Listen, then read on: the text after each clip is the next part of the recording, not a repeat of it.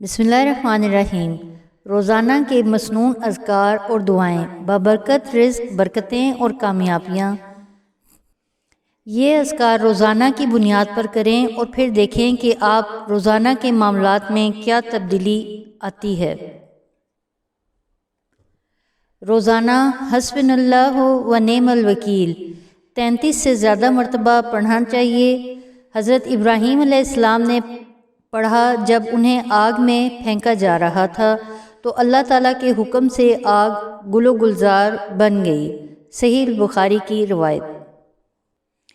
یا سلام یا مومن یا اللہ 100 بار صبح اور 100 بار شام روزانہ پڑھیں۔ رسول اللہ صلی اللہ علیہ وسلم کو جب کوئی مشکل معاملہ پیش آتا تو پڑھتے۔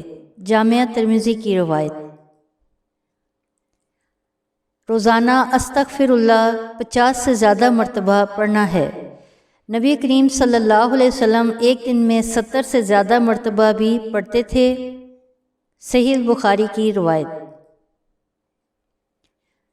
روزانہ لا حول ولا قوت الا باللہ 100 سے زیادہ مرتبہ پڑھنا ہے، صبح اور شام۔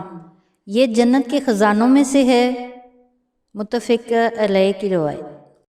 ناظرین، ویڈیو دیکھنے کا شکریہ۔ اگر آپ نے چینل سبسکرائب نہیں کیا تو ابھی سبسکرائب کر لیں، گھنٹی کا بٹن بھی دبا دیں، ہمیں اپنی قیمتی آراء سے آگاہ کریں تاکہ ہم مزید اچھی ویڈیوز بنا سکیں۔